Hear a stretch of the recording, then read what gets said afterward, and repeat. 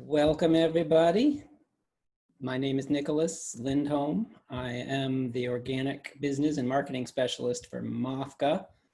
I've also been a certified organic grower of vegetables and wild blueberries for 22 years or more. And I've taken it upon myself to help organize this webinar tonight. This is online sales for farms, lessons learned so far.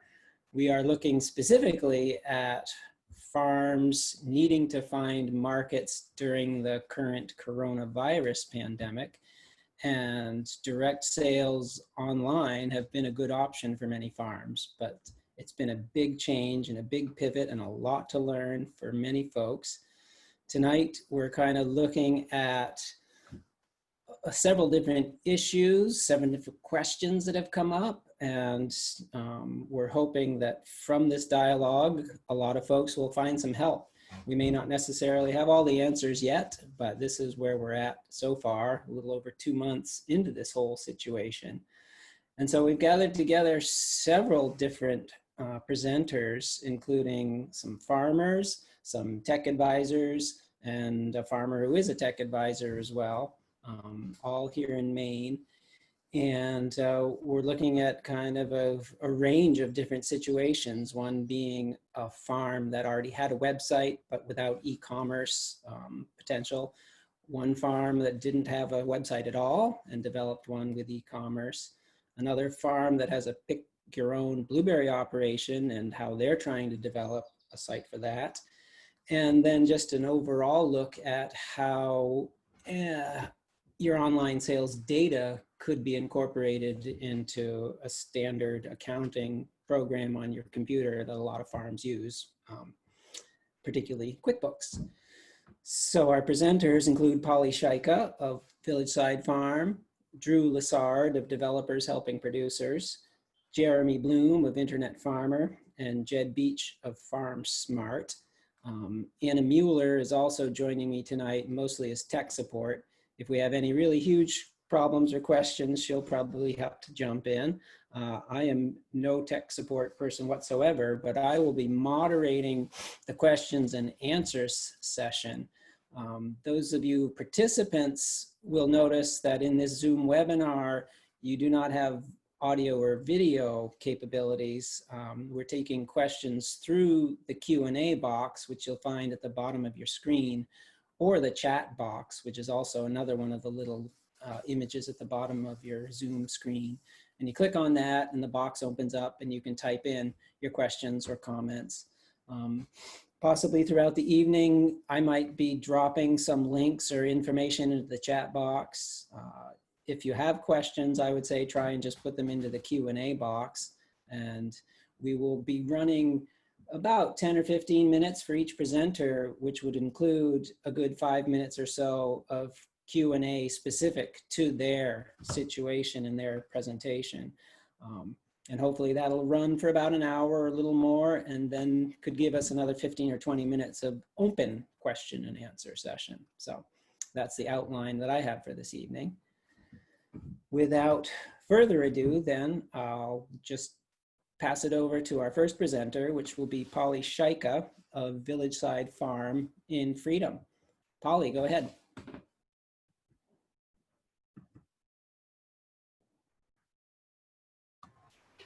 Hi, everyone. My name is Paulie. My pronouns are she and her.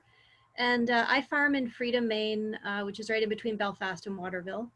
I've lived on our land for 20 years, and we started out as a CSA farm, but we started doing wholesale seedlings, about wholesale and retail on the farm seedlings in 2010, so 10 or 11 years ago. And so I'm going to talk this evening about how we added a web store to our current website. And I'm really most interested in what questions you have, because that's always, to me, where you can really learn exactly what you want to learn. So hopefully what I run through really quickly is helpful, but please, be thinking about your questions along the way, and I, or certainly other presenters, will do our best. So Before I get into the web store, I'll just tell you, we grow seedlings. We have 3, I don't know how many square feet of heated space, but we have a 32 by 125 prop house. We have a 30 by 50 sale house, and we have a 26 by 100 hoop house that we also grow seedlings in. So that's kind of the scale. In a normal year, we have 4 Saturday morning seedling sales only for retail. And then we sell a lot wholesale during the week. So in 2019 and all the years before, we would sell wholesale seedlings all week to the Belfast Co-op, the Portland Food Co-op, Uncle Dean's, Tiller and Rye and Brewer. And then on the weekends, on Saturday mornings, we'd open. And the Saturday morning thing was like a festival. It was really crowded. It was really fun. It was really busy. And in 4 weekends, 4 4-hour blocks, we would bring in usually over $20,000. So averaging around $5,000 in 4 hours. So, so that was what we were trying to, that was how many seedlings we had planned to sell. And so when COVID-19 hit, that was how many seedlings we needed to transfer to an online marketplace. And that was super intimidating. I had no idea what it would be like to handle that many seedlings, because we didn't really handle them. People just came and picked them up, right? And chose them. And so I was really intimidated just by the handling end of things, let alone the website and printing orders and such. So my whole talk about this really begins with the freeze response that I felt as soon as it became really clear when we talked to our staff and our children and family that were living around, that there was no way with the information that we had in mid-March that we wanted to, just gonna start my stopwatch so I can watch my time. There was no way that we wanted to be open for face-to-face sales. We just didn't know enough. And we usually open for face-to-face sales the first weekend in May. So we had about 6 weeks from mid-March to May to kind of get our act together. And I would say it probably took me a week where I was in a freeze state. I couldn't think, I couldn't make any decisions. I would research things and I got so overwhelmed. So once I came out of that freeze state, I realized that I needed to ask for help. And I'm just going to share my screen now. I have a sort of a list. Can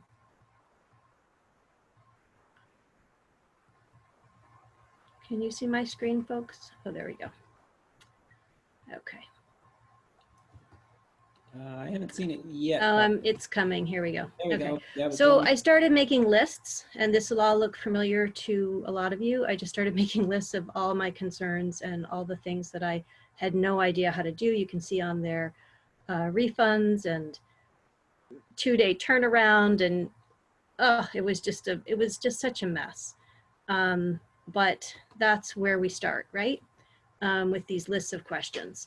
So I put together just a quick list here. You see I froze, and then I started to assess things. I started to do some research, and then I froze again because I knew I had zero interest, zero expertise in building a web store, but I needed to do it, and I knew I needed to do it.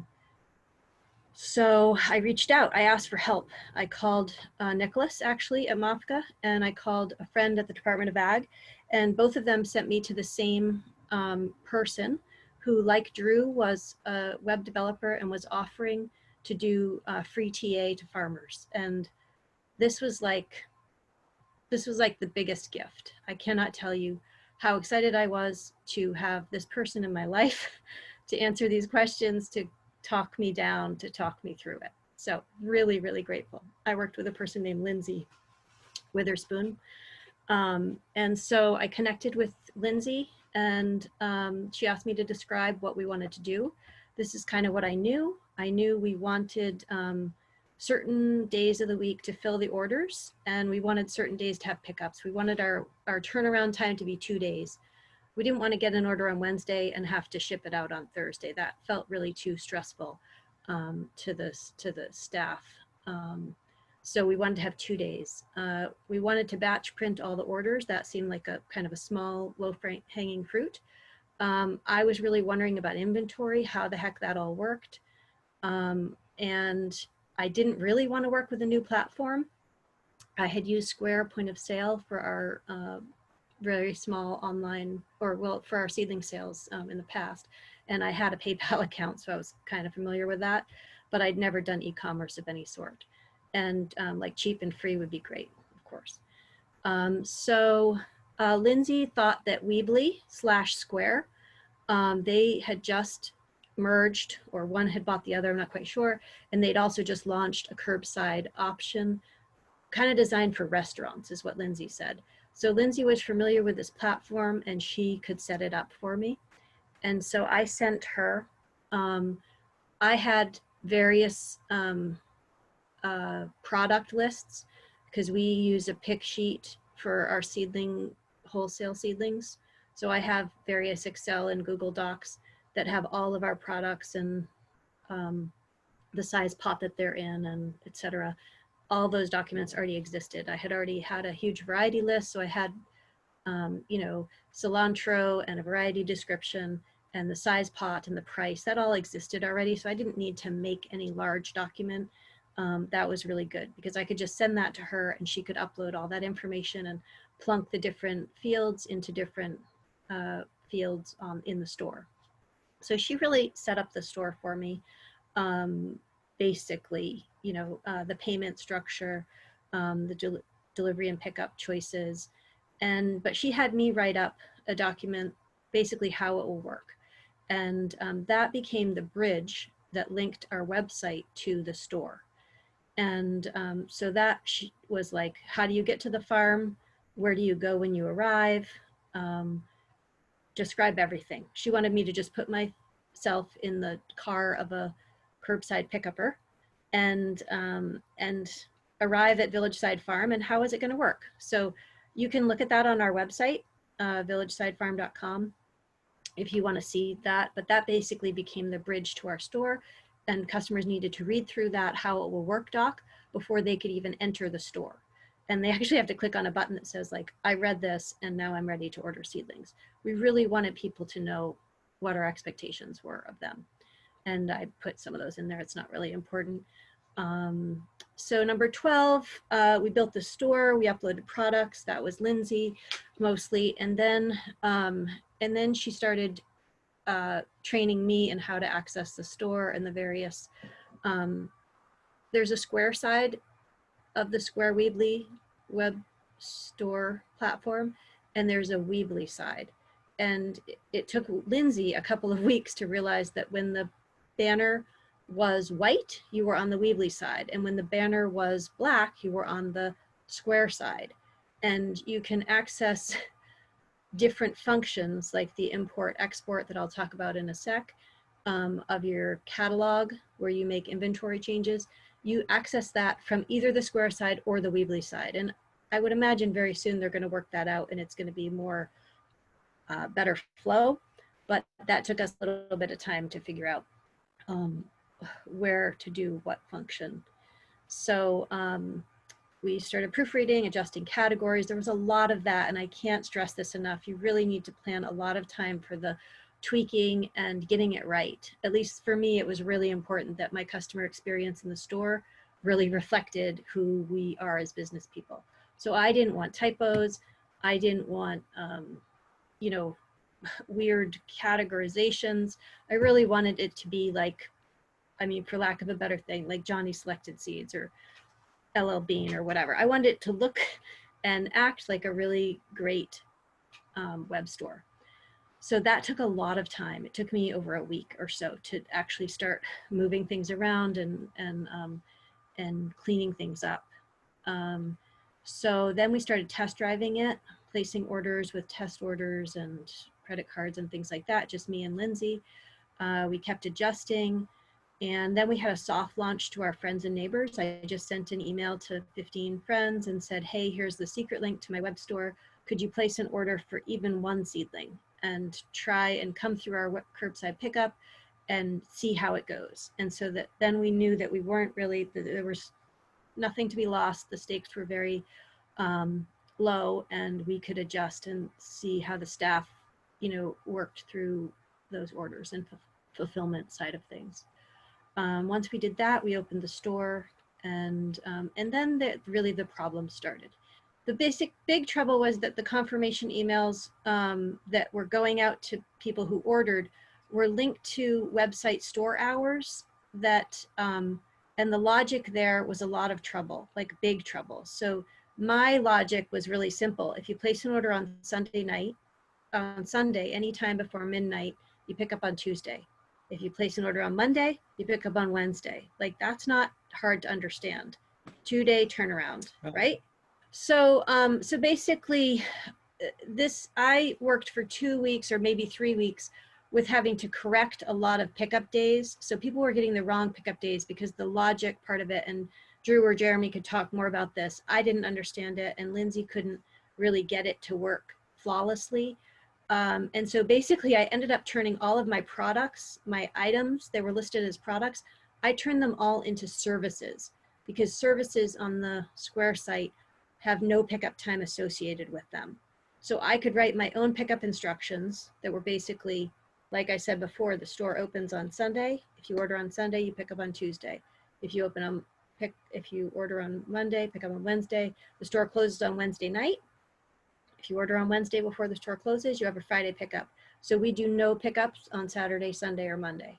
That was our goal, was to have 3 days to do inventory and to not be doing pickups. So the service, changing every item to a service, fixed the problem. And move this down. And then we had to develop our, really fine tune our systems, our fulfillment patterns, because we were getting really huge days. And so that was more of a staffing thing and less of a website thing. I won't talk about that. That's just more of kind of a fulfillment situation. The big problems that you can see down here were I dragged a lot of pictures off the internet in order to make my website look good. The pickup day mayhem was really a problem, but I figured that out with a service thing. I can't batch print orders, so each order I have to click 6 times to print it and complete it. I can't batch complete orders, and then inventory with our wholesale accounts is a lot of work. So those are the downsides, and then you can see my future things. We're thinking about putting some of our vegetable sales online for local people. I need to take my own pictures. I'm thinking about a separate inventory for wholesale seedlings next year, perhaps. I need to learn more about SKUs. That's a whole nother thing, not really worth talking about, but lots of stuff online about that.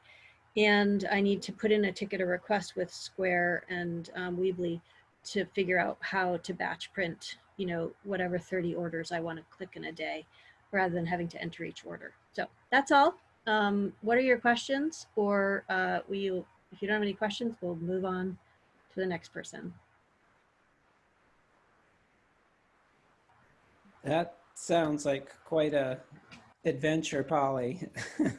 Congratulations for making quite what it seems on this side of the screen, a real successful online sales from basically a state of, as you described, freeze. Yep. Kind of just panic, like many of us did in the last few weeks of March. Yes. I was not aware that Weebly and Square had merged like that, and that it seems like some of those problems probably came out of that merger. Is that fair to say? What Lindsay said was that the logic that when you set your store hours, which is like an inward facing, not an outward facing, the store, like basically what hours your business is open, customers didn't see that, but the logic of the website was tied to that. And so depending on what time they ordered, it would shoot them forward 2 business days from there. It was a nightmare. I've blocked it out of my my memory. It was I'm glad not to be dealing with that anymore. We have a few questions coming in. Okay, great. Some of them related. Did the process give you the same, I guess, sales as your 4 weekends, and another one did you Yep. sell all your seedlings? Yes, thank you. Yeah, so I can answer those two. As of 2 weeks ago, maybe 10 days ago, we were 150% over. So we were up near $30,000 over. Wow. Is that 150%? Yeah, no, that's 50% over. We were up at, you're laughing at me. We were up at around I can't do math in my head. $40,000. Okay, anyway, so we sold more seedlings than we'd ever sold retail. So the website was extremely good for us. And the percentage fees, it's a 30% per transaction and 2.9%. And so when I plugged in my $22,000 that we sold in retail sales last year times 2.9%, that was around $600. So I figured that was a price I was willing to pay to accept and not have to touch anybody's money or checks or do any deposits. It was all direct deposit through Square. So yeah, I'm paying the fees 2.9% on every sale. And how much less extra or less labor did you use? It's really hard to say. We've changed other parts of our business and our staffing as well. So we sort of have a crew here. And though I do have some enterprise numbers tracking how long it takes to fulfill, say, 10 orders or the equivalent of $1,000 worth of seedlings, I have those and they're just scritchety scratch right now. I haven't put them into an enterprise budget. So I don't have that answer right now, but the staff loved it. It was very efficient. I'm at the desk a lot. I don't love that, but whatever. One question a little further back. Any side effects to changing items to products to services? This person's having the same problem. I thought that was a huge discovery. So yeah, talk more about that. Yeah, the side effect, well, you can see if you place an order or go through the order system, if anyone wants to order on my website and then just tell me to cancel it, you can go through the whole process and then I can cancel it. That would be fine. If you want to try my store and see how that works. But basically, I could just put my pickup instructions in a field that was not tied to my store hours. And so the side effect was really that I had to enter.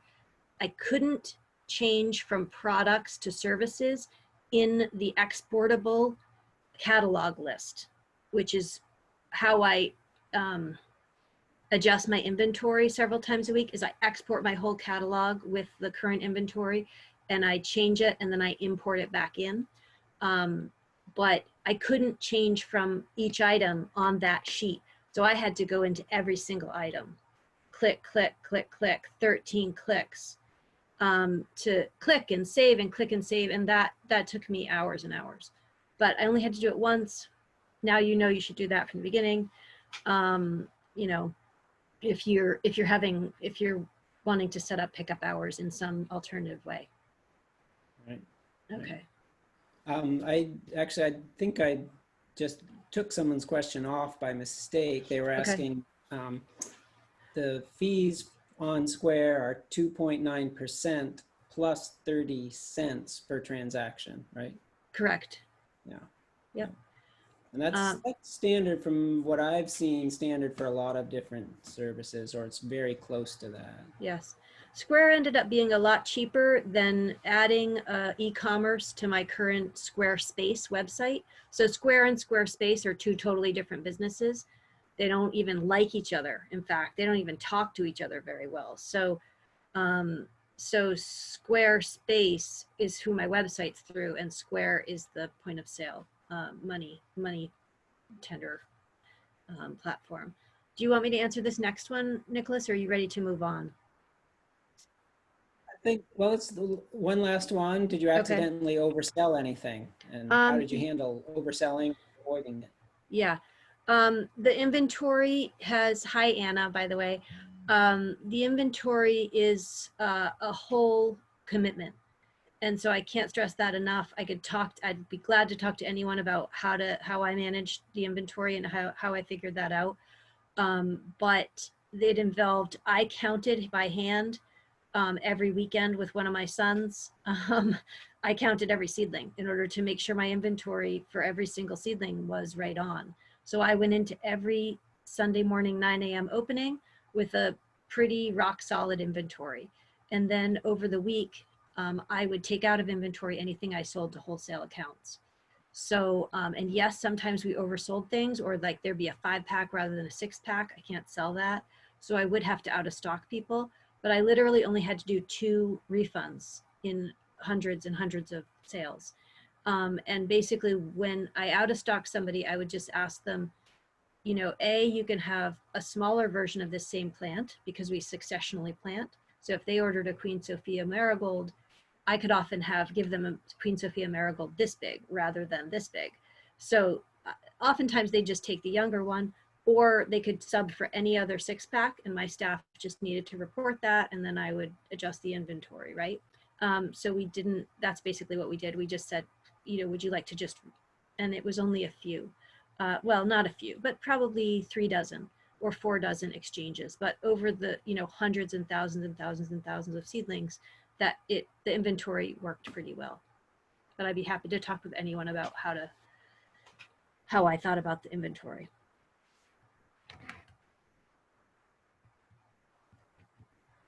That's phenomenal. That's a great presentation. Thank you, Paulie. Yes. That you had to do this, you did it, and had a lot of stumbles on the way and a lot of hurdles and problems, and then are coming out though seeming like you did better off financially, although it seems like there's a lot of labor involved, but that you're also looking into it for future potential with vegetables and other things. That's wonderful. Yeah, it worked well. Thank you. I'd like to move on now. Again, to all the participants, we can come back to a general question and answer session after the other presenters. But let's move on to the next presenter, and that will be Drew Lassard of Developers Helping Producers and Keep It Simple Marketing, and he's based in Portland. Drew, take it away. Thanks a lot. Hi, everybody. I am, I'm the founder of the project Developers Helping Producers, and I will share a little bit about what that project is here through the presentation I have. So I appreciate the opportunity to share a case study with one of the farmers that we worked with. I am myself not a farmer like many of you are, but I have been working with many of them over the last 2 months or so.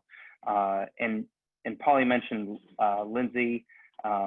She's somebody that I've spoken with a little bit as well, and so you know, there's a community of us out there who are much more familiar with the you know, HTML code and ins and outs of web development and these platforms that are willing to help out. So if you yourself have questions and need some help, you know, feel free to reach out to me, or I'm sure Paulie would be happy to refer Lindsay. I don't know if she's still as active as she was, but there's several of us out there. So my case study was with Clark's Crops. Now they're a Camden-based microgreen farmer. They're selling microgreen kits and also obviously microgreens themselves.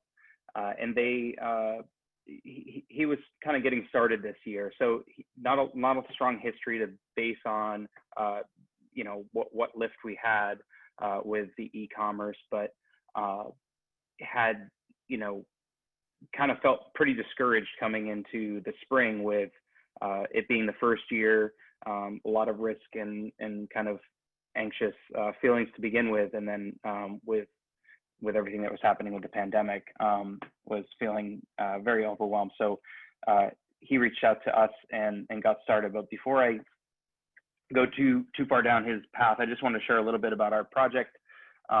So our mission, the mission around which I started the project, is to help producers in Maine of all different kinds. You can see them on the right side there, to build opportunities to sell their products online and really create better direct-to-consumer relationships with digital tools. So it's about building resiliency in our economy, our food economy specifically. It's adapting distribution. You know, the story Paulie just told was really inspiring, I think, for me to hear personally. Just such a great success story. And then, you know, for us, it's you know, we're a group of different types of kind of creative economy folks, whether graphic designers or web developers or marketers, and we're really excited to be able to kind of humbly offer our time to businesses like yours and give back to our state in that way. So that's what the project has been about. Hopefully some of these folks on the screen here you're familiar with. We've worked with all those folks, and what we've offered is just, whether it's new or updated websites. We're trying to get in and out quickly. It's been more of a focus on function over fashion, so just getting the capabilities up and the store running, and touching on some of the finer details as quickly as we can. We're bringing that e-commerce expertise. We've worked in several different platforms.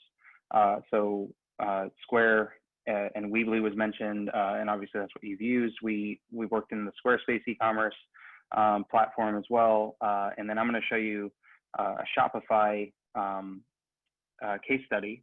So we've used that one in a couple of cases.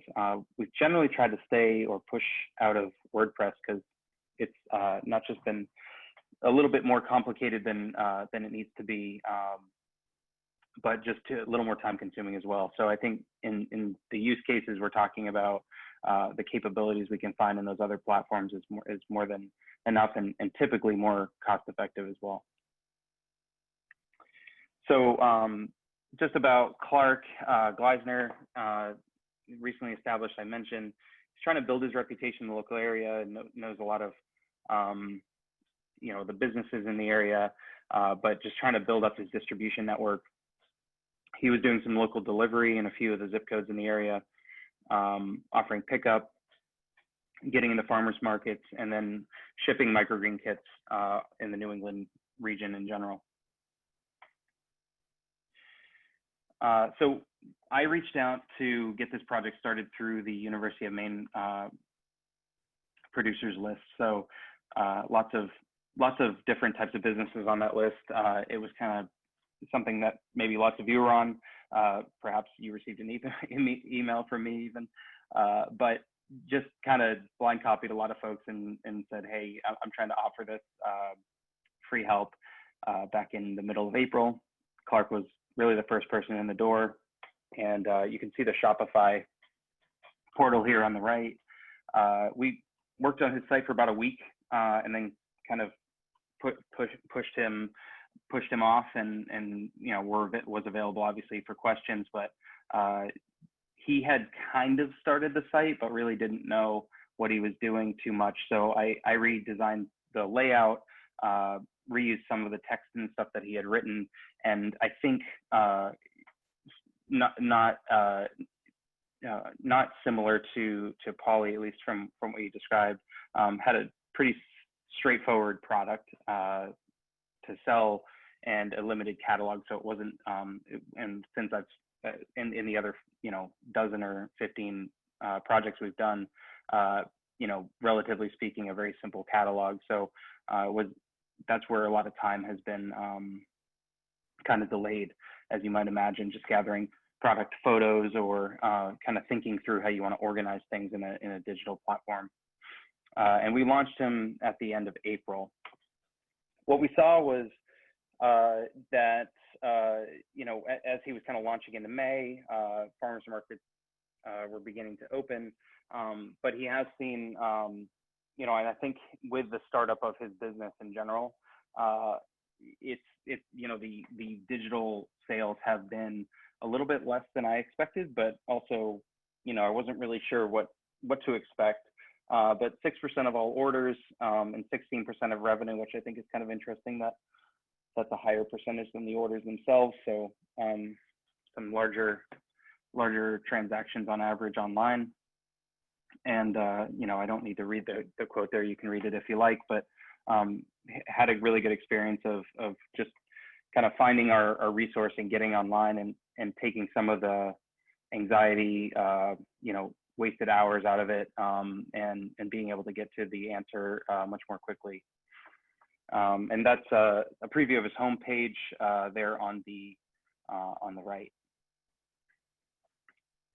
And then, yeah, that's the last slide I have. So it was a kind of a brief overview of what we did with him, but we've done builds from the ground up in Square and Weebly, and I generally feel that's a pretty good answer in a lot of cases for the farmers we worked with. Has some shortcomings, but it's the most cost effective as well. So you kind of take what you get there in some ways. But Shopify has been really good, and I like that one. It's a little bit more expensive, but I think there's some good bells and whistles that are worth paying for. Yeah, we're continuing to onboard new producers, and I'd love to answer any questions that I can. That's impressive, Drew, but it seemed like a really swift turnaround with that project, like 2 weeks or so, like mid-April, and it launched by late April. Yeah, it was, Nicholas. I've had other ones that have been more like a month, so I wasn't trying to cherry pick with Clark, but it really has been kind of how fast are the communication. All the time is kind of lost when an email goes out and then you don't hear from somebody for 3 days, and that kind of goes both ways at times. But it's really just the work itself isn't too much time. It's a lot of the waiting and kind of finding time to meet. Right. It sounded like he had a few steps in place. I think you said he had already started looking at a website or even with Shopify, and he had the limited catalog, just a small number of products, right? Yeah, that's right. He did have, he had already started in Shopify. He had a different theme picked out, and if any of you have started working on a site before, you know what I mean by a theme. But I kind of went in and pulled. I didn't think it was a very nice choice, so we just kind of pulled that one out. But he had already decided to be in Shopify and spent a few hours kind of thinking about what he might want for us, a subtitle or a couple of paragraphs about him and about his history. So just getting some of that text written is where time can be lost, and you'll have delays too. So he had a little bit of those boxes checked that allowed me to do a little, just kind of focus on the design work, the technical configuration, and then I can just copy and paste some of his materials in. Yeah, if the farmer had that, or Paulie mentioned she didn't have photos, so she had to spend a lot of time grabbing photos. But if the farmer had that already in hand, that helps. There's a couple. Yeah, and Clark, he happened to be somebody who was into photography, so he has just got all these pictures of his product, which is super helpful. Yeah. There's a couple of questions. I don't know, Drew, if you've opened up the Q&A box. One is, how do you DHP generate an income? Yeah, so how does developers helping producers generate income? That's a good question. It hasn't really been about that, and I don't think that it necessarily will be. I started it as purely just a philanthropic pro bono project, and I have been talking with I've talked with Nicholas a little bit about it. I've talked with other organizations as well, and without getting kind of too much, that's a hard question to answer, I guess. But we are trying to look at ways to continue the project and perhaps set up a nonprofit where we can provide this a capability which basically bridges creative economy folks that want to donate some of their time to the food economy in Maine for continued support, development of new sites, things of that nature. So I don't think going forward that things will be purely pro bono necessarily, but we're trying to do things at a very discounted rate because I truly believe that it's an important service to offer to the food economy, the growers, the producers, the harvesters, and that paying market rates that your downtown businesses are paying for web development is just not a realistic thing to do. So yeah, so not a straightforward answer, but I'm not sure if that helps a little bit. Sure. Now, so what are some of the extra features of Shopify, particularly on the back end? Yeah, so, well, one of the things that, I would address, and Paulie, I would just keep your eyes open for this from the Square standpoint, is that they were offering some free features at the beginning of the coronavirus pandemic that will not be free, I don't think, for much longer. And I don't know the answer off the top of my head, but I think their curbside pickup feature is one of the features that would be on a paid plan, and I'm not sure what plan level they're going to add that into. So some of that, the economics there will start to erode a little bit from the standpoint of it being a much better deal. But with Shopify, it's really built up from the ground as an e-commerce platform, and there's a very large marketplace of apps that you can add to your store. I've just found that the sites are a lot easier to build there. I think the reporting's better, and it is easier to set up things such as promotional codes. One of our producers is more of a not a food vendor, perishable type thing. She makes wool and yarn, and so she's selling items that she's shipping, and being able to offer a free shipping for an order over $75 is something that's pretty easy to do in a Shopify, but it's a little bit more complicated and hard to find a way to do it in Square. So I would say that the sites have a lot more flexibility to build with. You can choose different themes.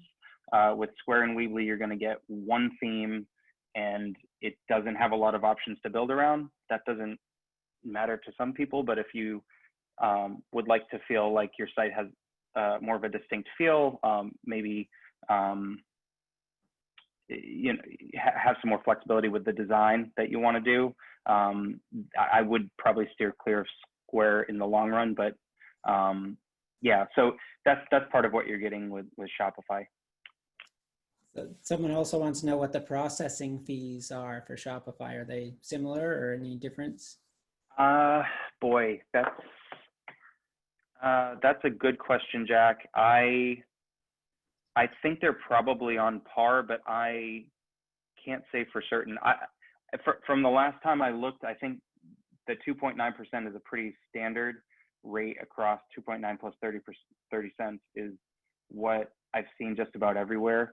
And just for everybody's benchmark, because we've talked a lot about Shopify and Square, I think the way Paulie's using Square is free.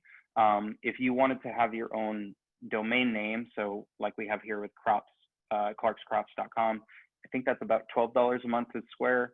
And then if you're going to go into Squarespace and you need to unlock their e-commerce tier, which is I think their third tier, that's going to be about $25 or $26 a month. So just to have those numbers in your head. And then over in WordPress, it's a little bit more complicated because you got to pay for your own hosting and things like that. So I'm not even going to unpack that one, but those three kind of WYSIWYG build your own page sites are around those numbers. Yeah, similarly in the research I've done, it seemed like most of the online transaction fees were similar.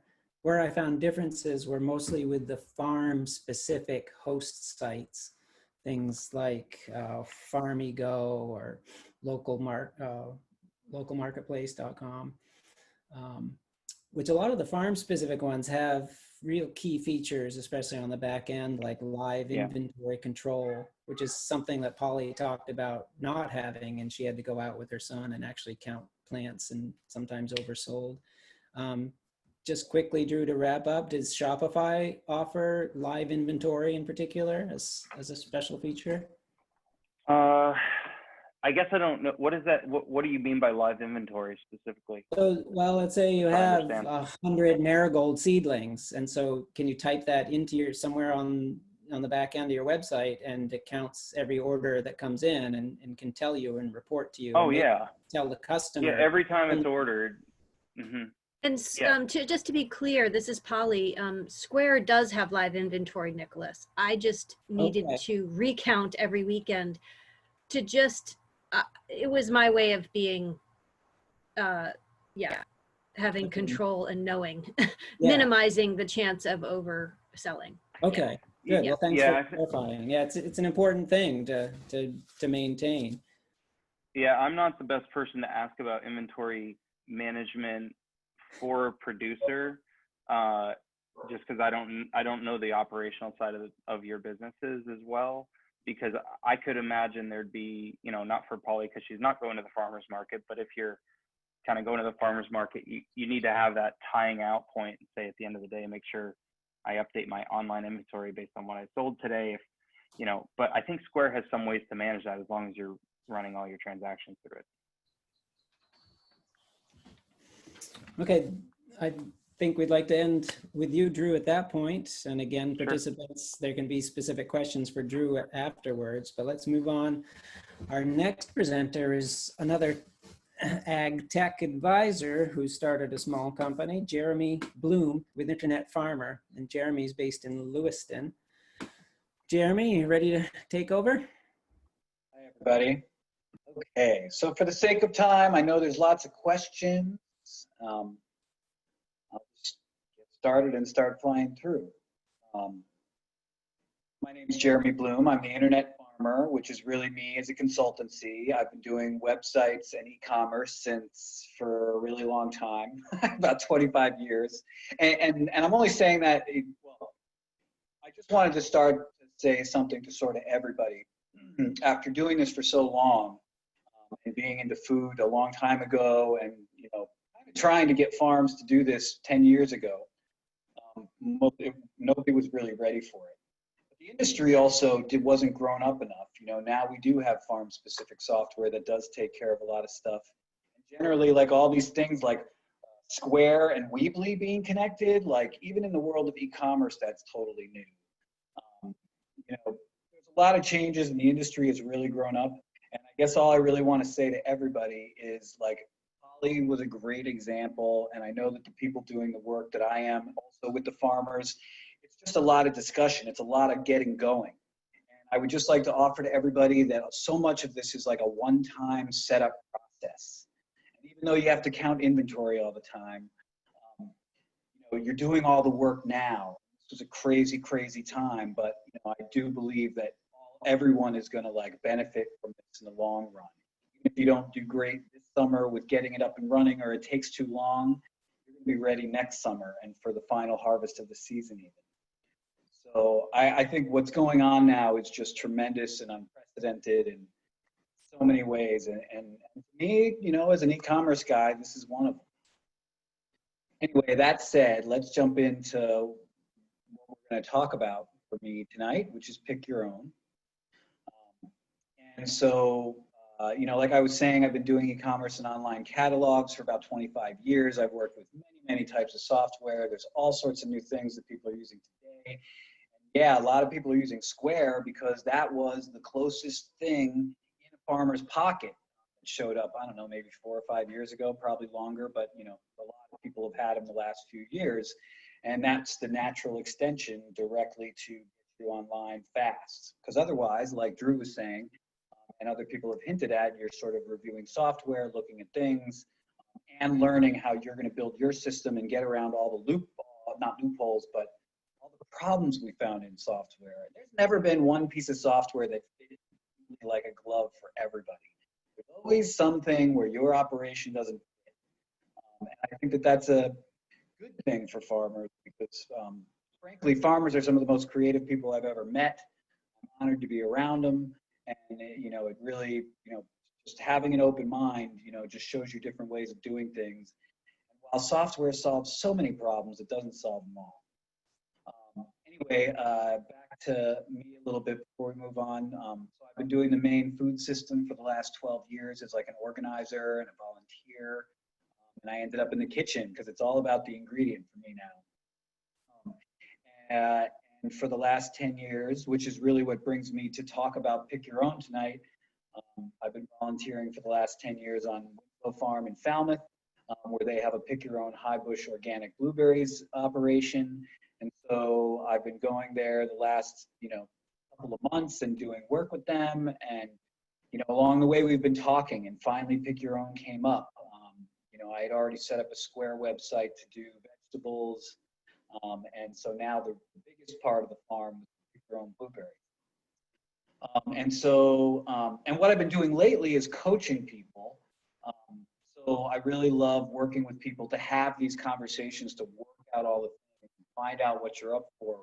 Like so much of this is going to be, I'm just throwing it against the wall here, and it's what might work. We haven't even decided at Winslow, but we're still continuing to talk about it. So, and I'm sure that your own systems and thoughts are going to get inserted right into some of the things that, that I show you here. So anyway, enough about me. Let's get to Pick Your Own. So the first thing I thought of, I thought of this in three pieces. One is like, what are the goals? Let's agree on the goals. And then the next frame we're going to look at is just going to be a map of what I've interpreted as the normal for the normal operations of a Pick Your Own. And then the last piece is my recommendation for how I see the farm managing all of this craziness. So what are the goals? Again, these are my goals. Of course, just think of your own. I think, keeping your family and family safe, as well as your business. If the business becomes unsafe, you're going to have to close, and that's no good. Still making money would be great. I'm so happy to hear how you did, Paulie. That's fantastic. I'm working with people who are a little slower on the uptake, but imagining where you are in Freedom and the years you've been doing this, I just, put the system in place and it worked. Well done. Focus on CDC and ag recommendations within your process. Definitely don't take it from the news. I find a lot of people are really talking uneducatedly. So definitely go to CDC. They really haven't changed their message, and ag, of course, is thinking of you with all of that in mind. Using e-commerce to facilitate safe operation if it fits you. Over and over and over, I've been working with farmers, whether it's a website or just talking. Some people are just never going to want to do it. But hopefully these things, this talk will at least help you think about, well, how do I operate normally with this going on? Just other things to think about. I think minimizing the crowding at the farm, being at the farm for many years, I know that on the weekends, on a Saturday, families can fill the field, there can be kids everywhere, and things can just go cuckoo. And so while it does, affect your finances, in a way, it just seemed like something we had to think about. Creating a system for Pick Your Own to avoid the spread of COVID-19. So what happens when you go into the field, and then be as clear as possible with your customers about directions. Again, Paulie had, talking about stuff like that and going through the whole process. It's important to get a sign out front that, is an arrow saying walk this way, a sign that says wash your hands over here, or, whatever it is you need to communicate. Again, it's a lot of setup, but that's kind of what we need to do. So those were the goals that I walked into this with. And, I'm definitely wanting to talk about if other people see Pick Your Own different. But this is what I consider the Pick Your Own as usual. You arrive at the farm, you say hello, and you get your weighing stings together. Most people aren't thinking about price or asking about price, but they'll, you can. Heading out to the field with minimal supervision where people go crazy and do whatever they want. Then you come back in, you weigh at the register, you pay, and then you leave the farm. And this can be something, that's traditionally taken a family, hours to do, depending on what you're doing. So again, that little piece right there is something, that I'm thinking about going into what is this new scenario. And so without further ado, this is the scenario that I came up with. So the very first piece is actually e-commerce-ish. It's e-commerce in the sense that it's online and it's important to go through your website, but it's more about scheduling. You're not actually paying for anything. Although I could definitely make a case to throw in here that you're paying to come pick, and maybe that's how you make money this year. You just sort of charge. Anyway, that's not really what I want to get into because I don't know. I think each farm has to talk about how and what they want to make. So like there's a scheduling feature. I think it will cost more money, but it's free now in all the different software that have been presented here. Square, Squarespace, and Wix or Weebly or Wix is what I'm thinking of. And I'm also using on my own site, Internet Farmer, something called Calendly, which makes it really easy to click and schedule a time. And so the point for you is to really just be able to schedule people's time. And we're talking about saying, okay, well, let's pick an hour to pick. And we won't have more than like, I don't know. We actually didn't decide how many people, but let's just say we don't want to have more than like 5 families here at a time, or maybe we want to even say, we don't want more than 20 people here. Again, the size of your operation, how it's chunked off, like if you have different quadrants of your fields that you can send people to, that all matters. So scheduling was it, and we said 1 hour. So we were thinking of having X amount of people schedule on the website, and we know that it's not going to be perfect out on the farm, but it was a way to at least say, oh, the day is too busy, we don't want any more. And I'll account for, random things in a minute. So then once somebody schedules through your website or scheduling feature, whatever it is, you'll receive an email, as will the customer, saying, here's your schedule.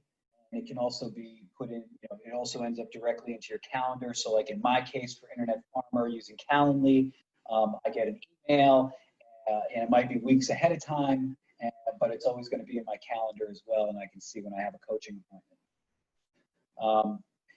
And then, of course, people arrive at the time. People don't always show up on time, but, this is just an attempt. Again, try it. I think with all this stuff, you sort of try it and see how it goes with much testing as you can, and then move on from there with changes. So then what we also came up with, again, not e-commerce, just a technique to deal with this. Normally, people go out to the field with, a small hand crate of like 6 containers to fill with blueberry. And we were thinking about just selling prepaid containers. We were also thinking about increasing the price of those containers from normally it's 3. We were thinking of making them 5, just because this whole thing is just so much more. And plus there's extra expenses for farmers, quite frankly. Now the gloves and the masks and the bags and so many things that we were able to sort of not have to pay for before are there's even more expenses. So that's where the money would be, which makes the rest of the process a little bit easier, but there's still some more COVID issues. So obviously, the next step is giving customers a number and only allow so many in the field at once. So what that means, even though you have the scheduling thing online, people are going to show up anyway without paying attention to your website or anything you said. At least, especially if you're like a well-known farm and all that kind of stuff. So what's happened in some stores that I've personally been in, which is where the idea comes from, is they gave me a number to walk around the store with. So I think I remember I was number 5, and they were only letting 7, customers in the store at a time. So they would basically, whether a person has shown up at the farm randomly or scheduled a time to come, for you, the bigger rule is no more than X amount of people in the field at once, and you know how to manage that by giving these people, number 1, number 2, number 3, and when they come back, they give you number 1, number 2, number 3, and you can give it out again. Next, people are then finally ready after all of that to go into the field, where because of COVID-19. Again, this is just our own idea. It seems logical that we don't want everybody walking in there without some kind of sanitation before they touch our plants and get in all our stuff. So hand sanitizer, masks, gloves, and or a hand washing station. For me, I thought at least a bunch of hand sanitizer was the least we should do. You know, and after that, I think masks and gloves and wash stations are definitely individual choice. And of course, the rule to everybody, social distancing from people outside while you're in the field. As in other words, don't get super close to the other people there. We've, you know, purposefully done a lot of stuff so that you're not on top of people. And then, of course, you have people out to the field in limited numbers with instructions, and they're going to be out there for, you know, about an hour is how we set it. Which, of course, as you know, some people have kids and they're out there for 5 minutes and it's over. But anyway, at that point, they can leave the farm and they don't have to pay for anything. They just kind of take their blueberries and get in the car and go. And so I'll say thank you and open it up to questions. Thanks. That's a lot of good thought you put into that, Jeremy, a lot more than I had so far too. I like, I'm not that familiar with Calendly. I've used more Google Calendars. Is Calendly integrated into a web pretty readily, including Wix or Weebly or Shopify or WordPress? Yeah, well, I'm glad you listed all that stuff. You know, in the Square and Wix and Squarespace, I've been in there using those systems for my people, so I know that they're offering scheduling functions. So those functions are actually built right in. Okay. And I haven't actually worked with them though, because only the couple of people that I've done a scheduling thing with lately use Calendly. And also, you know, Calendly has a free function, which is probably good for most people. Whereas the ones that are built into those systems, they're free now, but you know, eventually they're going to go back to not being free.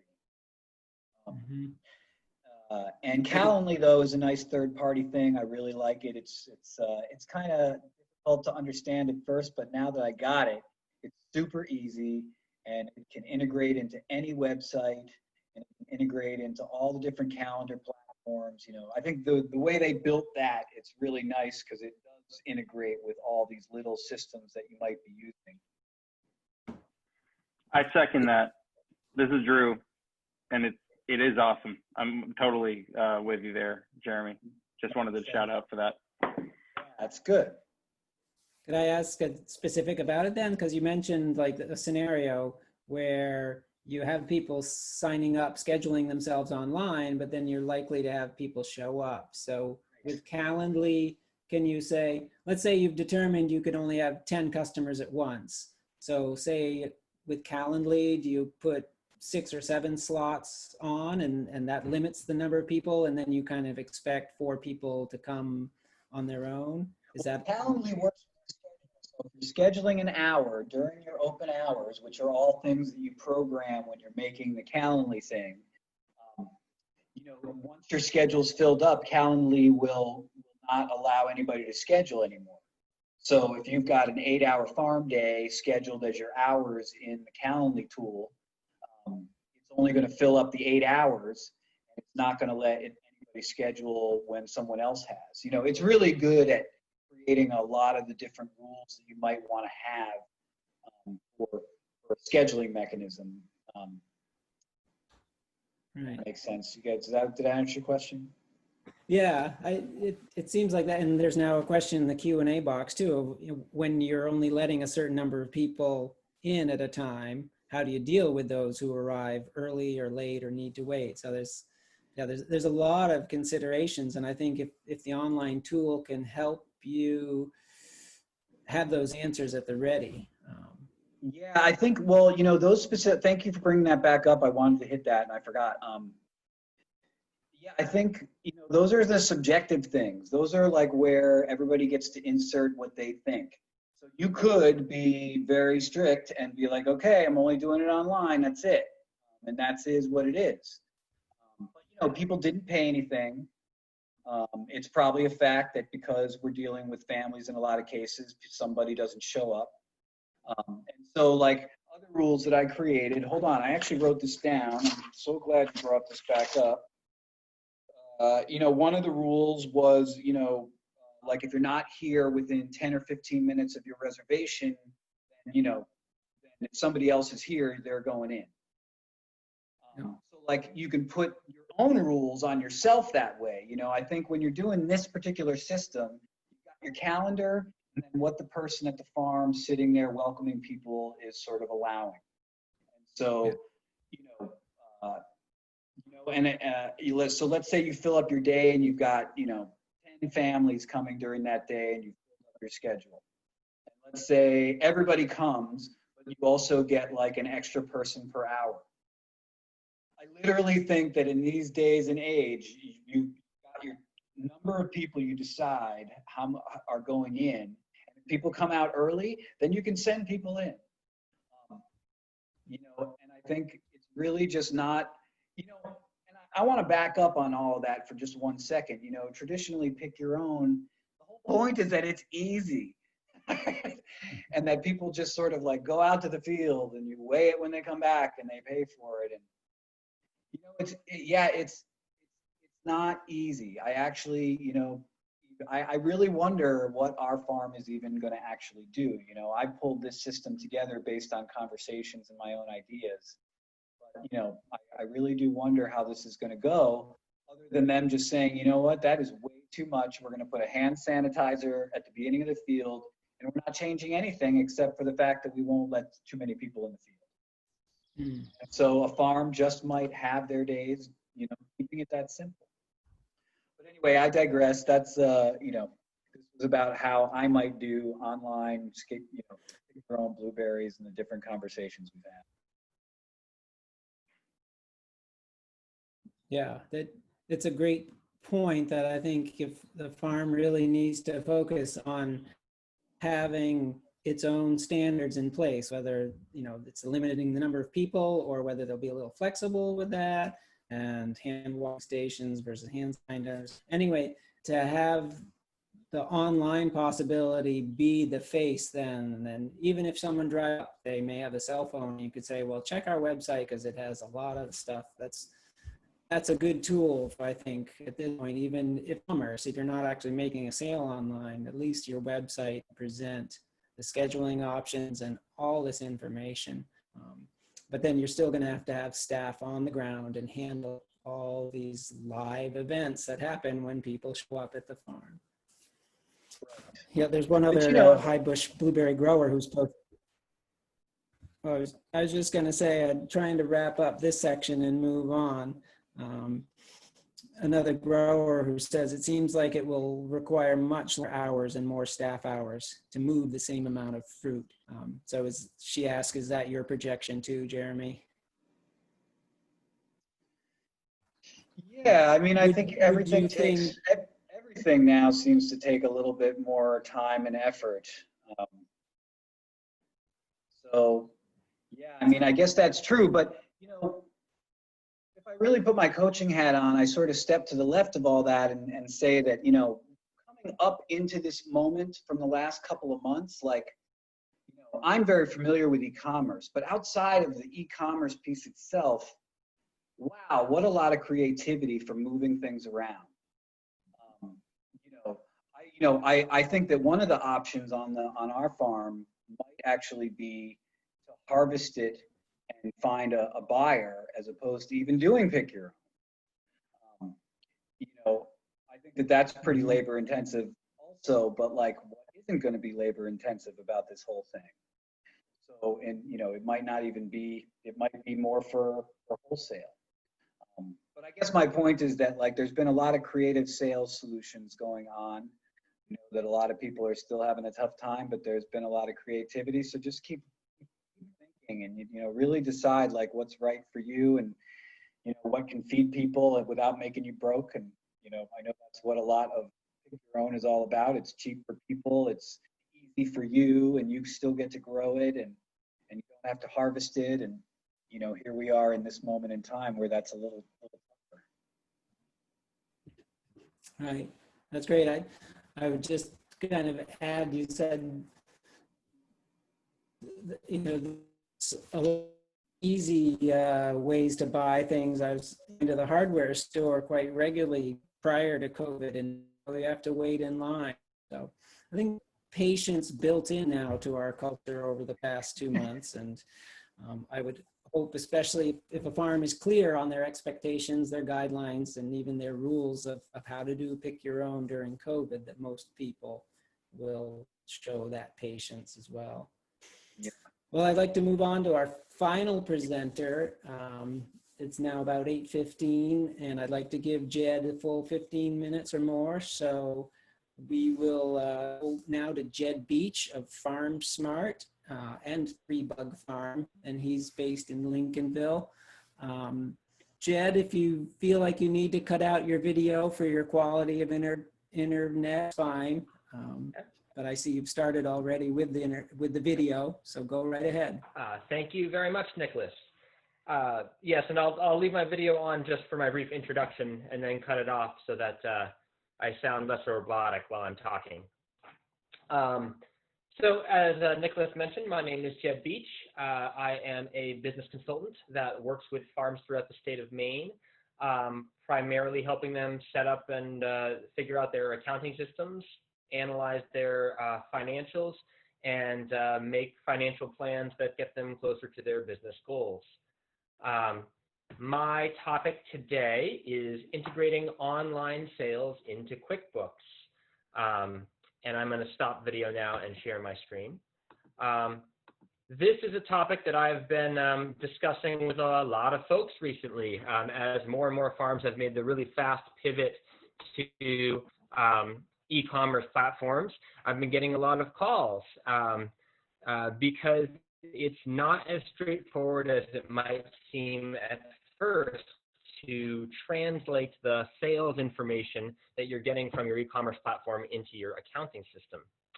And I should mention before I dive in any further that while this talk is called Integrating Online Sales into QuickBooks, and the screenshots that you'll see later are from QuickBooks Online, the concepts that I'm going to cover could apply to any accounting system. So QuickBooks Online, Desktop, Wave, any other, your own spreadsheets, handwritten accounting ledger, however you do your accounting, the concepts still apply. Before we jump into e-commerce, I'm going to give you a brief primer in how all accounting systems work so that we can discuss how to integrate e-commerce more effectively. At the bottom of it, at their core, all accounting systems function the same way. Money from one pile moves to another pile. Everything you do in QuickBooks or Wave or your own spreadsheet is basically a process of money moving from one pile to another pile. Except that in accounting, we call those piles accounts, as in the list of categories that you see on your chart of accounts. And the moving from one pile to another is called a transaction. So all accounting systems are transactions between accounts. For example, in QuickBooks, if you wholesale and you make an invoice in QuickBooks, what you're doing is you are increasing your sales, your income, and then moving that money to another kind of account called your accounts receivable. And that's the pile of money that your customers owe you. And whenever you make an invoice transaction in QuickBooks, that's what's actually happening underneath. When you receive a payment in QuickBooks, as it's called, that money then moves from your accounts receivable, so that pile gets smaller, and another account called undeposited funds increases. Undeposited funds is QuickBooks speak for the pile of cash and checks that's sitting on your desk that you haven't put in the bank yet. The final example I'll give is when you actually make a deposit in QuickBooks as a transaction, your undeposited funds decrease and the value of your bank account in QuickBooks increases. And that's what happens when you make the transaction deposit in QuickBooks. So that's the kind of traditional way that QuickBooks and other accounting systems handle sales. E-commerce, however, is entirely different.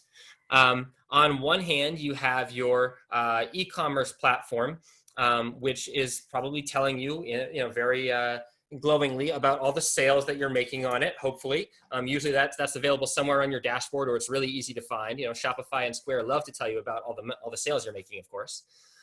If you are selling taxable items, they will also tell you how much tax they're collecting on your behalf in addition to the sales, because you'll need to know that when the time comes to pay it back to the state government. And then finally, although it's sometimes a little bit harder to find, they'll also tell you about the fees that they're taking out of your sales before they give you your money. Then on the other side, in your accounting system, like in QuickBooks, for instance, in your bank statement or on your online bank feed, the money is landing in your bank account, right? And you'll see transactions that post to your bank account, like Stripe transfer CCD and Shopify CCD. The problem is that those transactions don't necessarily correlate to the amounts that you're looking at on your e-commerce platform when you see how much money you've sold on a particular day. For instance, if you use Stripe as a payment processor, typically Stripe aggregates all the money that you make and process through them, and then transfers money into your bank account once a week. So there's not a direct correlation between the reports you're reading in your, say, Shopify site and what actually appears in your bank account. So the trick is, how do we map? How do we translate those sales from your e-commerce platform into your QuickBooks? Generally, after working with a number of folks on this topic, we've arrived at there's 3 basic methods that you can pick from. And I'll try to highlight each of them as quickly as I can, give you some screenshot examples, and discuss the pros and cons. The first method is to book the income as it arrives in your bank. In other words, when you go to your bank statement or your online bank feed and you see that transfer, you book that as a form of income. And then on a monthly basis, go into your e-commerce platform, figure out how much you paid in fees and how much you owe in taxes, and make an adjusting journal entry that alters the amount of income you've actually made, but correctly assesses the amount of tax you have to pay and the amount of fees you paid. That's one method, which I'll talk about. I'm going to give some examples for that in a moment. A second method is to make a weekly sales receipt, or it could be a monthly sales receipt, of all the items that you have sold on your e-commerce platform, deduct the fees right on that sales receipt, and deposit it to what's called a holding account, which is like a fake bank account that we make up in QuickBooks that's meant to represent the money that Stripe is holding on and hasn't given you yet, or another payment processor. The third and final method is to use one of the many apps that have been developed to attempt to navigate this translation between e-commerce and QuickBooks, and there are quite a few.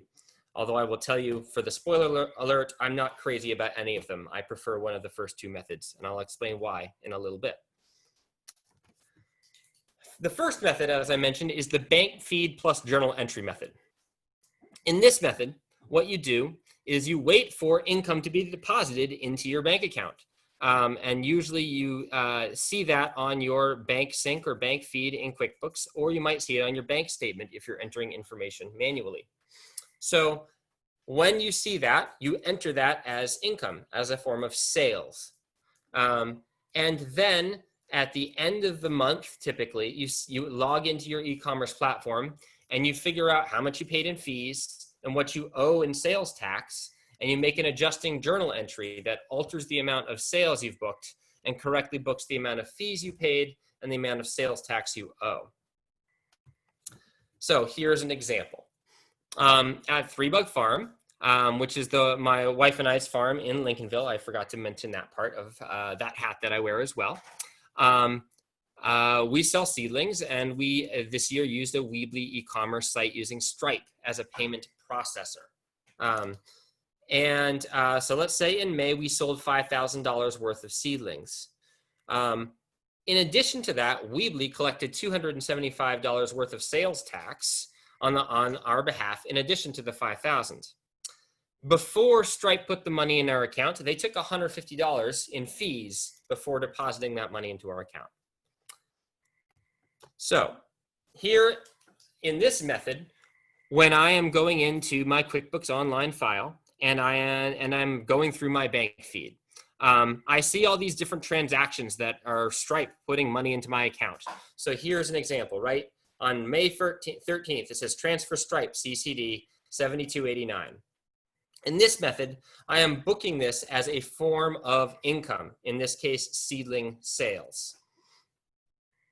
And that's what I would do anytime I see this memo, transfer Stripe CCD.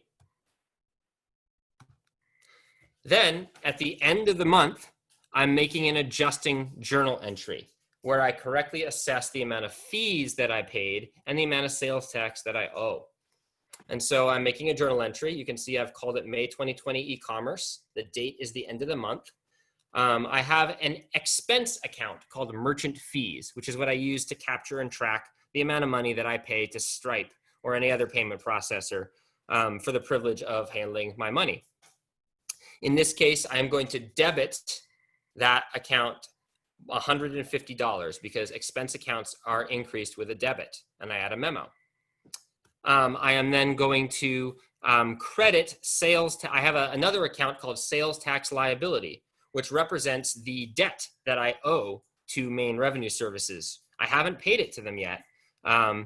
And in this case, I am going to credit sales tax liability $275 to book the sales tax that I'm going to owe for May. And then I am going to balance this journal entry, I'm going to debit my seedling sales, which is a means of reconciling these two transactions above and making sure that that the journal entry is balanced, and it adjusts the seedling sales, and it actually lowers them by $125 for the month of May. This method can be the simplest method. It works well for folks who mainly use the bank feed as the means of introducing transactions into QuickBooks, as opposed to those folks who enter transactions manually. This means it's most commonly used by people that use QuickBooks Online. One of the major disadvantages of it is it doesn't allow you to split your e-commerce sales into multiple income accounts, and it doesn't produce data that tallies on your sales by item or product service reports. So it does reflect on your profit and loss. But if you're using this method and you want to go and look and see how many seedlings you sold, how many 6-packs of tomatoes, and how many 2-inch pots of peppers, for instance, this method won't capture that information for you. So while it's simpler, it also doesn't give you as detailed information in your QuickBooks. The next method is the weekly or monthly sales receipt and holding account method. In this method, you sit down on a weekly or monthly basis, log into your e-commerce site, and look at the data about what you sold and make a sales receipt in QuickBooks to reflect those sales. You then deposit that sales receipt into a special kind of bank account that you'll set up in QuickBooks that is typically called a holding account, or sometimes money in transit account. And so for instance, if you were to use this method, you would, and you were using Stripe as your payment processor, you would set up a bank account in your chart of accounts called Stripe Holding Account. The reason we do that is because when someone makes a sale, or when someone buys one of your products in your e-commerce site and they pay money, that money is then processed by Stripe, but Stripe hasn't given you that money yet. And sometimes they'll wait for sometimes up to a week before they actually give you that money. So in the meantime, it's sitting in their bank account, right? It's your money, but it's in their bank account. And that's why we mimic that by creating this holding account in QuickBooks, which is meant to represent the amount of money that Stripe or any other payment processor owes you. They haven't paid it to you yet. And then you can make a deposit, or you can wait for the bank feed to display that Stripe is depositing money into your account. And that money then moves into your bank account. So you go from sales receipt to holding account to bank account. So here I'll give you some screenshot examples of how that works. In this case, I'm making a sales receipt, right? And again, we're using the same number numbers than the example that I used before. It's kind of cut off, but you can see this field right up here is the deposit to field that on the sales receipt. And it's very important. I'm making sure that this sales receipt is being deposited into my Stripe holding account. And then in this method, I am then listing out all the different items that I sold on my e-commerce site. Obviously, I didn't really sell this many tomatillo seedlings and this many gourmet bell peppers, and that's all I sold. I just wanted to make this sales receipt condensed enough so you could see all the information on a single page. But in the real world, I would list out, every seedling, or at least every seedling category I sold, how many I sold, and how much money I sold, I collected. Since these are taxable items, I'm selecting that they are taxable here using this checkbox. Then when I get to the end of the items that I've actually sold, I have a special item, which I use for this sales receipt called Stripe fees. And this item is associated with an expense account in my QuickBooks chart of accounts. It's associated with that same merchant fees account. In this case, I am paying Stripe $150, so it's a negative $150 right here on the sales receipt. Then QuickBooks tells me what my subtotal is, and my taxable subtotal is the $5,000, right? That's these two expenses here. And then QuickBooks calculates the tax automatically for me, and then it tells me that there's the $275, and then therefore the total amount of money that got deposited in this Stripe holding account for the month of May was $5,125. Then when I go to my bank feed and I see that same transaction, the transfer Stripe CCD transaction, in this method, I'm not calling it a form of income. I'm saying that this money went into my bank account from the special Stripe holding account that I made. So the effect of this transaction is that it decreases the balance of that Stripe holding account and it increases the balance of my bank account. The advantage of this method is that it provides you with more accurate reporting data, in particular the ability to integrate sales by item from your e-commerce site into your QuickBooks. And that's especially important if you want to look at your overall sales. How many 6-packs of tomatoes did I sell total, wholesale and via e-commerce and via my farmer's market, via any other market channel? This method integrates your e-commerce sales into your QuickBooks, and it gives you that holistic information. It also allows you to split your e-commerce sales into different income accounts on your profit and loss so that you might get a more accurate reflection of where your money came from. It also allows you to utilize QuickBooks' internal sales tax tracking and payment feature. So this is especially important if you have taxable sales that don't come from your e-commerce site as well. The problem with this method is that it can be more time consuming and tedious than the first method I described. You have to go to your e-commerce platform, find out how much you sold of everything, and then translate that over to a sales receipt in QuickBooks, which takes more bookkeeping time.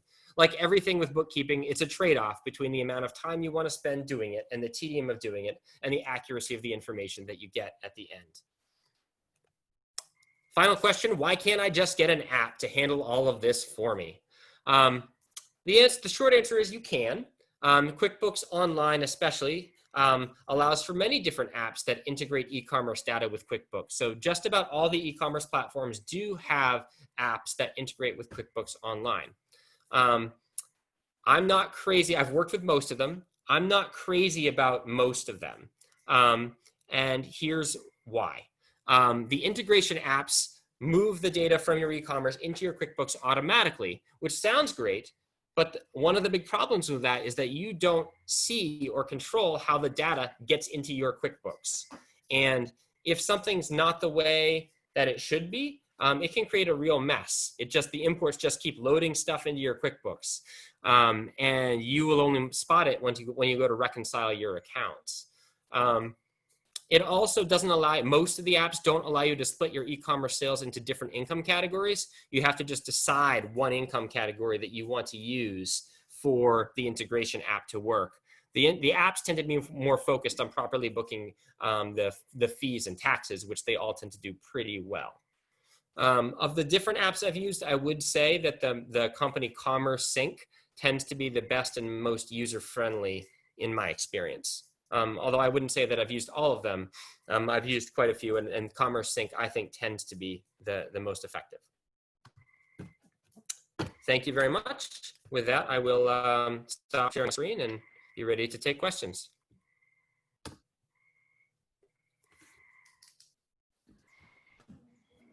That's some good news and some bad news, Jed. I totally like in needing of more data, but not in needing of putting a lot more time to it. But I see the necessity of it. Yeah. I like your point about the apps, that you make that huge trade-off in that way. On my website, for example, I have frozen blueberries as well as a dried blueberry powder. So I really do need to distinguish in QuickBooks between those two products. So now I see a couple choices, and they're not the choice I was hoping for, but really, that was very enlightening. Yeah, good. I have an online shop selling value-added products for my farm all over the country. Okay. Sorry, somehow I did mute myself, but yeah, you just got it, Jed. Thanks. Yep. Are there any resources or solutions to deal with tax due to states outside of Maine? So yes, there are. It makes it a lot more complicated. First of all, you want to make sure that you are, fully cognizant and aware of the tax laws that are associated with the state that you're doing business in. That's often one place where e-commerce platforms are pretty good. I know Shopify, for instance, at least, does have a feature where it tracks what sales taxes owed on what types of products to what states. I mean, and helps you assess those.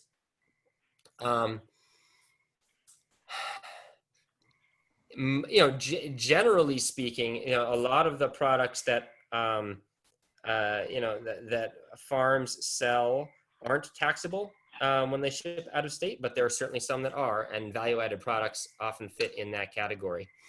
Are there any resources or solutions?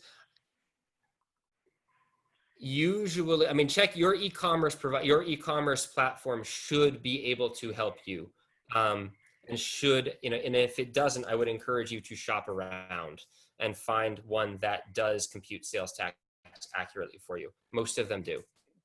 Could I just ask a follow-up question to that real quick?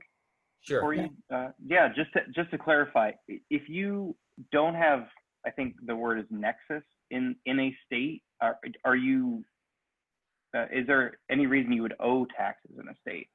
Because my understanding was that if you simply sell something to somebody in Illinois, but you have no other affiliations with that state, that you wouldn't owe sales taxes on that. Is just to clarify that is usually the case, but okay. I don't want to make a blanket statement like that. I always encourage you to make sure to check your, the state's laws that you're selling into, and often, the companies like, the e-commerce platforms keep themselves up on that pretty carefully. I know Shopify in particular is good at that. Are there other questions from participants? And I agree with Drew's comment, Jed, that I think we could probably make a whole webinar just for you on that topic. Yeah. I knew when it came up as an option that would be a great topic. And I had, my own experience wanting that information as well. Some of it was selfish, but I know that a lot of other farmers use QuickBooks and now have online sales and have a lot of issues and questions about how to make that easy transition and integration. Great. Thank you. Thanks for organizing this, Nicholas. Appreciate it. Yeah, thank you very much. This was a pleasure to participate in. Yeah, you're welcome. I really thank all four of you for participating. Likewise. I thank all the participants. At this point, it's 8:38. We've been on it for a little over an hour and a half, and I would say, without seeing any other further chat or questions, that we are done. So goodbye, everybody. Reach out to me. I'll quickly add my name into there as well for my contact information. and reach out to me or anyone else with any further questions. Thank you. Thanks, Nicholas. Thank you, everyone. Thanks, Nick. Have a great night, everybody. Thank you. Thanks. Stay safe. Be well. You too.